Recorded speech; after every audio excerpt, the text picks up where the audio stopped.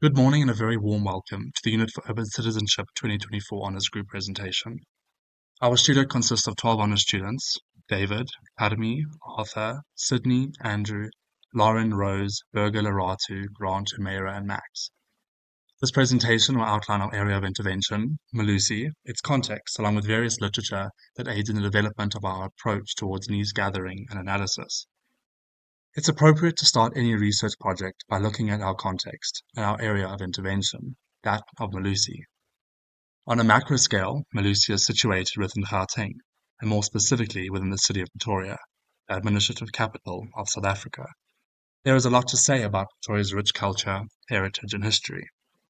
However, with this comes over 240 informal settlements, many of which are unable to celebrate Pretoria as we see it. Informal settlements begin to speak of systematic failures and imbalances within our city, and it's our task as Urban Citizen Studio to critically analyze and unpack these existing data sets and fundamental needs in terms of socio-spatial justice. Melusi, an informal settlement, is situated on the west of Pretoria. From a geographical perspective, Melusi is situated between two mountain ranges, the Magaliesberg Mountains, and more specifically nestled at the base of the Southern Range. This map highlights the various structural systems, both natural and man-made, that coexist surrounding Melusi. Complex systems of roads are portrayed in white, the Arpies River in blue, and railways in mustard. Melusi close up is comprised of three sections, all evolving and coexisting as one, yet having independent resources readily available to each. Melusi 2 gets formal water and electricity supply from Tshwane. Melusi 1 informally plugs into Melusi 2, with Melusi 3 receiving no water and electricity supply. This project forms part of the larger NRF, the National Research Foundation, along with SUSTA co-creating Wellness Research Project, a collaboration that will focus on the critical analysis of existing data sets and establishment of fundamental human needs of the community in terms of socio-spatial justice. A team of multi-disciplinary researchers from the University of Pretoria conducting a 3-year study on co-creating wellness and human dignity within informal settlements. The purpose of the study is to document and map the community services, buildings, environment, and to understand living conditions in these communities and how this affects our health and well-being. Our view advocates for addressing historical socio-spatial inequalities through collaborative efforts, emphasizing the importance of negotiation among all stakeholders. By implementing the Ukudube method, or participatory data capture, followed by community action plans, we could enhance community cohesion and address immediate needs, fostering self-organization within settlements. The Unit for Urban Citizenship Studio from the University of Pretoria consists of master students, architectural interns, interdisciplinary senior researchers, study coordinators Dr. Karen Kombrink and PhD candidate Jason Oberholster, along with 12 honours students. In addition to this, the University of Pretoria collaborated with MIDO, Melusi's youth development organization. Community field researchers associated with MIDO take part in this larger collaboration. So who is MIDO? So established in 2015, the Melusi Youth Organization was founded in response to the recognition that many young people in impoverished communities, particularly in informal settlements, face challenges in accessing education and developing a positive sense of self. The organization aims to improve the living conditions of youth in informal settlements by fostering their emotional, intellectual, physical, mental, and social development. It emphasizes the importance of creating a nurturing and inclusive learning environment that encourages personal growth and fosters mutual respect among young people. To situate ourselves within this 3-year research project, we need to reflect back on 2023's findings. At the beginning of 2023, researchers mapped the settlement and conducted voluntary questionnaires within the community. This started off with gathering participants' information, along with informed consent document. Physical mapping was pursued through the use of GIS data of specific locations of observation. A data capture and storage methodology, Ukudube method, was developed to assist students, researchers, and community members who collect various forms of fine-grained data that could inform macro views of urbanizing trends, challenges, and opportunities within the city. This information was further analyzed and consolidated into maps. So what is Survey 123? So Survey 123 is a feature of ArcGIS, which is an outline geographic system software. The Survey 123 website is used to manage and create surveys, view and analyze data, and create feature reports. Thus, Urban Citizenship Studio used this application to gather physical data in Melusi in 2023 and used it in 2024 to capture participants' information. So what is the Ukaduba method? The Ukaduba method provides a structured framework and guide for the creation, collection, and management of fine-grained spatial data. This methodology includes a research design, a questionnaire design, data collection, conversion and analysis, interpretation of data, along with a data warehouse. Now we will look at the data mapping of 2023 honours students to get a better contextual understanding of Melusi. 2023 Unit for Urban Citizenship Studio, through the use of the Ukaduba method, presented these findings.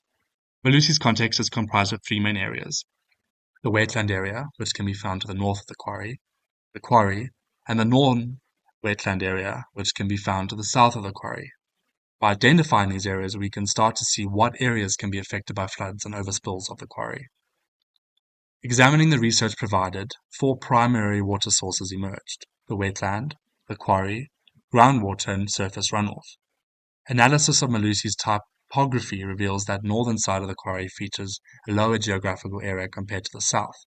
This suggests that the possibility of additional water bodies in the area.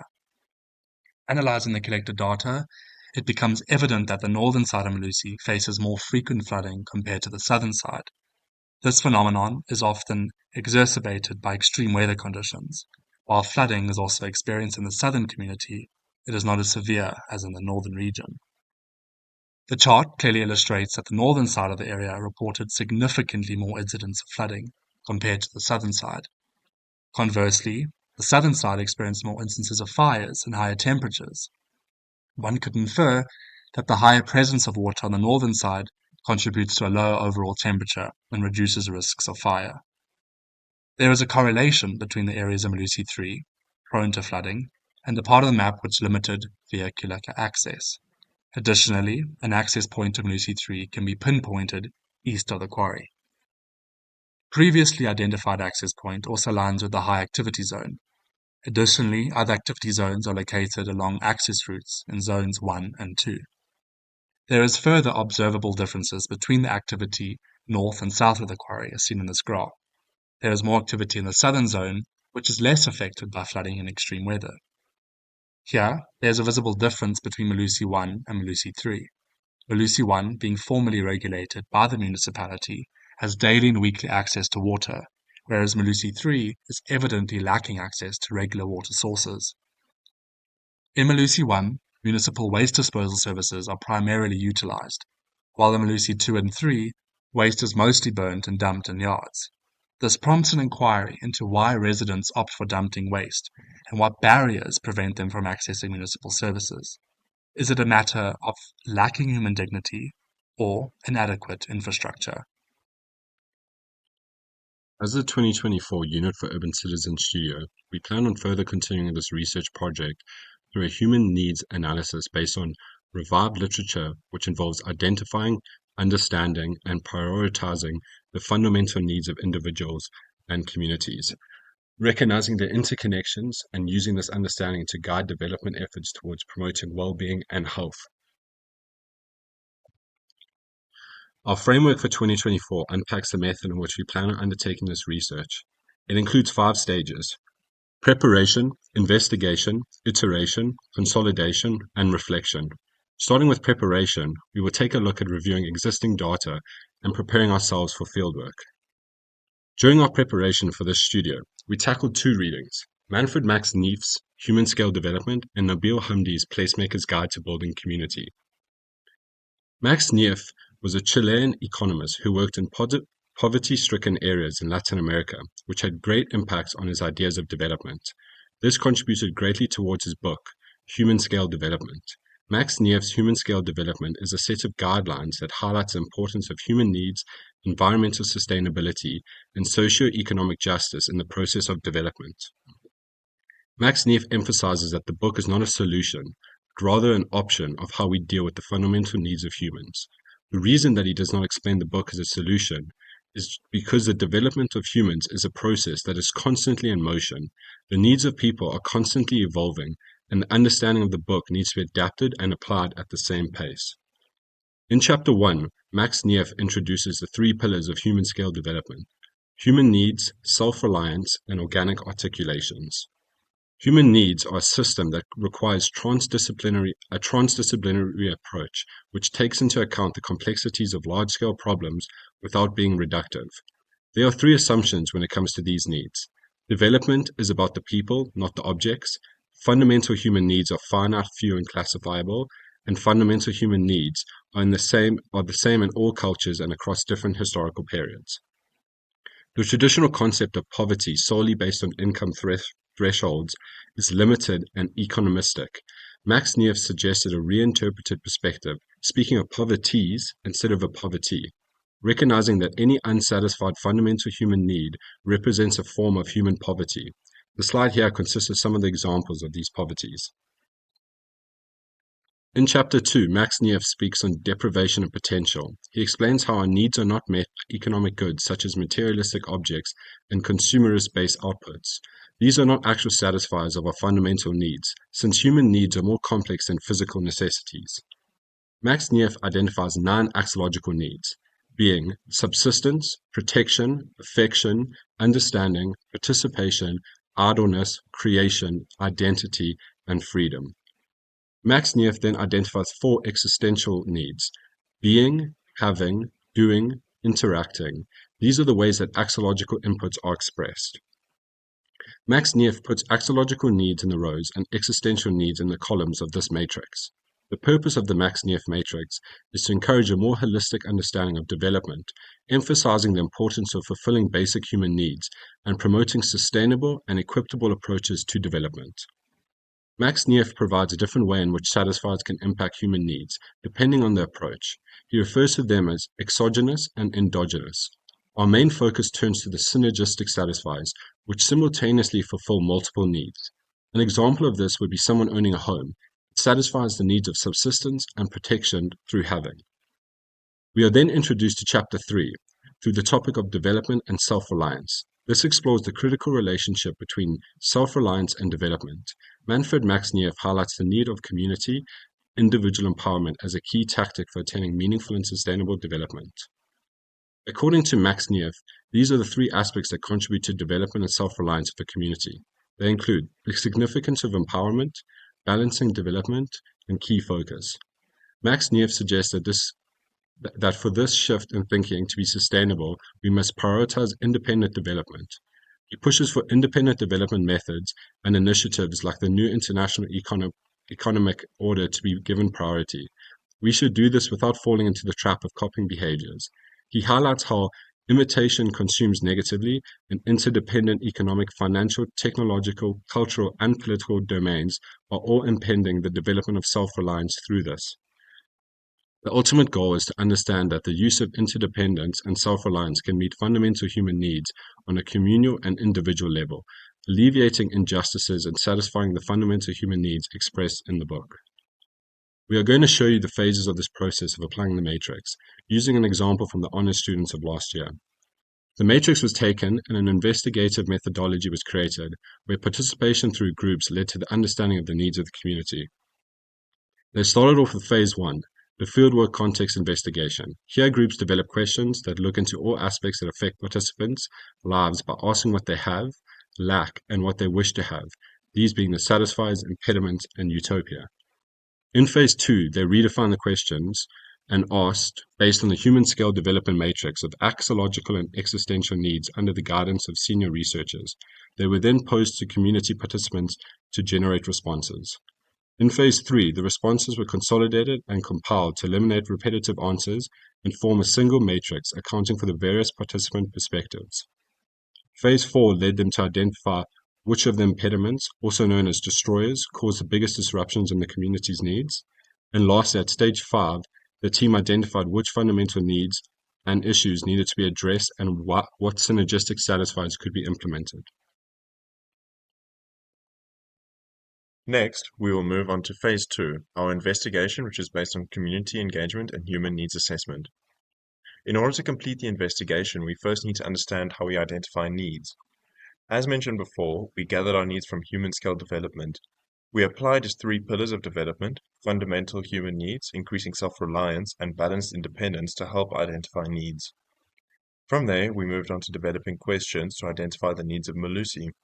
This was done by the master students in conjunction with senior and community researchers. It was done to create a community action plan and was based on Max Neef's matrix of human needs and satisfiers. These questions were developed to be asked over 3 days. Day 1 is the satisfiers, what the community is happy with. Day 2, the impediments, the issues the community in Melusi is facing. And Day 3, the utopia, what community members envision for Melusi and themselves. 3 sets of questions were looked at to help identify these needs. It is important to remember that some satisfiers contribute to multiple needs, but needs might require satisfiers to be met at different intensities. By taking a look at what satisfies the community, what impedes the community, and what the community hopes for, we will be able to identify the synergistic needs referred to in human scale development.